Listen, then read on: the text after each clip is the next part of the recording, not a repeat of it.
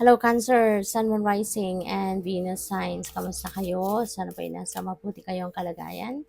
Welcome back po sa Star Tarot at kung bago kayo dito, welcome din po kayo. Please subscribe, like, share my videos, and leave me a comment kung naka-resonate po kayo. Thank you. So, first card ni Cancer, we have unexpected. Ayan. So, maaari no na may mga expected expenses kayo sa ngayon, baka may mga pagkakagastusan kayo na labas ito sa budget ninyo, sa regular budget. Kaya po pwedeng, alam mo yon, may gulat factor ito para sa inyo na, oh my God, saan ko to kukunin, di ba? Kaya nga, mas maganda, no, na talaga meron tayong savings, meron tayong ina-allocate na emergency fund para kung meron lang naman means kayo, why not, diba? Pero kung hindi, so it's all up to you anyways. So, yun, mas maganda na meron tayong ganun, no? Kung kaya din naman lang. Para sa mga ganitong pagkakataon na may mga pagkakagastusan ka na hindi mo inaasahan, so kahit pa paano may paghuhugutan. So, we have unlocking. What was locked can now be opened. Ano ko dito, na pick up ko dito, opportunity.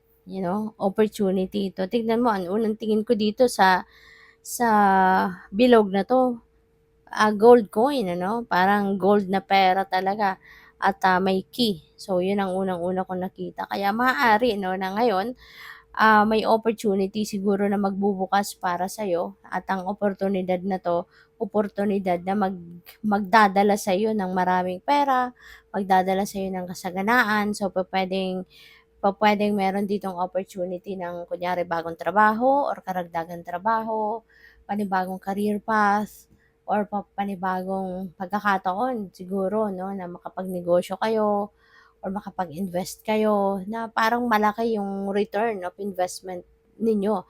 Maaring malaki yung balik, 'di ba? Parang gano'n. At yun, ngayon magbubukas na yung pagkakataon na yun. Kaya eventually, you will be opening, kumbaga, the floodgates of abundance, 'di ba? At tuloy-tuloy, maaaring ito na yung simula ng pagpasok ng kaperahan sa inyo. Ito na yung simula ng inflow of money, inflow of abundance sa buhay ninyo. Kaya sige lang, continue to work, continue to persevere lang para nang sa ganun, talagang maging ano kayo, mag-enjoy kayo, 'di ba? Sa bunga ng inyong mga pagsisikap. Kasi ano 'to, you will be blessed, 'no? Ito yung time na talagang magiging blessed ka. Kung dati kung dati siguro nahihirapan kayo sa pera, kung dati alam mo na-experience mo scarcity, 'no, pagdating sa pera, pero ngayon mababaliktad na yung mundo, 'di ba? Mababaliktad na yung sitwasyon mo, and now magiging maayos na yung inyong ah financial landscape, 'di ba? At puwedeng magiging yayamanin ka na, 'di ba? Lalago na ang negosyo mo, dadami na savings mo, mga gano'n ba? So, we have leadership. Kaya siguro isa na din ito, 'no, sa blessing na matatanggap mo, na kaya siguro dadami na din ang pera mo. Kaya siguro aasenso ka na din pagdating sa inyong career, kasi 'di ba, mapo-promote ka na, 'no, maaaring magiging leader ka na, magiging manager ka na, consultant, mga ganyan, ano. Kaya congrats sa'yo kasi papunta ka na, 'no, sa pagkakaroon ng mataas na posisyon sa inyong trabaho. So, what else? And by the way, maraming salamat for subscribing. And if you haven't subscribed yet, subscribe na kayo. And also, maraming salamat din for not skipping the ads. Malaking bagay yan sa akin. And also, please click the join button sa baba ng video kung gusto niyo na mag-join sa membership. Salamat. So, meron tayong community card. So, baka magtutulungan or baka ikaw yung tutulong, no, sa komunidad ninyo in terms of money or in terms of your leadership. I-share mo yan sa kanila, or maaaring mong tutulong ka sa kanila na physical na tulong, no, manual na tulong, kumbaga. Kung meron man kayong kung ano man, no, pagkakaabalahan nila, maaring ikaw ay will be there to help them, 'di ba? So, congrats and good luck. So, we have young. Wow. So, maaari sa inyo, ang iba sa inyo siguro ngayon bagets pa, no? Siguro batang-bata kayo, but yan, you have so much potential, you have so much vitality, 'di ba? Kaya maaaring gagawin ninyo ang lahat dito, no? Magiging ano kayo, maging masipag, super super masipag, super matiyaga, and you are going to be very active, 'di ba?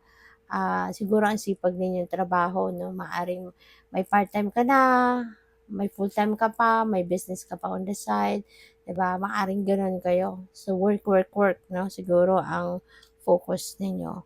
The Fool, ayan. So, paalala lang din ito sa inyo na huwag kayong maging impulsive.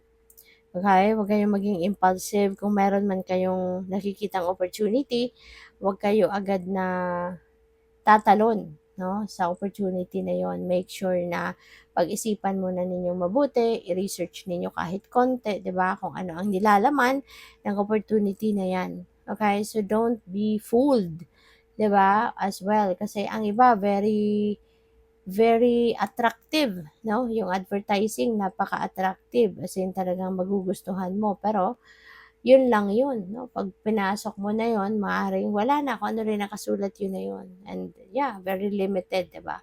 So, kaya kailangan wag agad-agad, no? Wag agad-agad kayo na a-action ng hindi ninyo pinag-isipan, hindi pinag-aralan man lang, 'di ba? Yung makapagtanong-tanong man lang, yung makaano lang, magkaroon ka lang ng additional na information other than kung ano nakalagay sa advertising. Sa advertisement, I mean. So, we have Ace of Wands. So, definitely may bagong career. May bagong career path na ah, papasukin ng iba sa inyo sa ngayon, no? And maybe you are planning already, no? Kung anong gagawin mo dyan, papaano mo yan sisimulan, kailan mo sisimulan, anong direksyon ang tatahakin mo sa bagay na yan, 'di ba? Maaring madaming options din dito eh.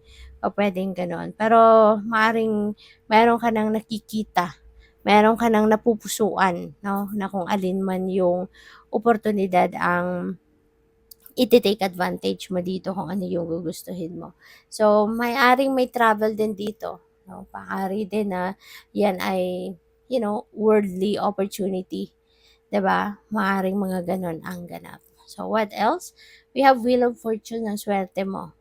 So, talagang siswertehin ka, gagalaw na ngayon yung buhay mo. Pag magkakaroon na ng progress, magkakaroon na ng mga positive development ang mga ginagawa mo, mga trabaho mo, negosyo mo, aandar na, uusad na, siswertehin ka na, magkakaroon ka na dito ng maraming pera, 'di ba? Pwedeng, alam mo yon, yung dati nahirapan ka sa pera, ngayon wala, 'di ba? You will be abundant and prosperous.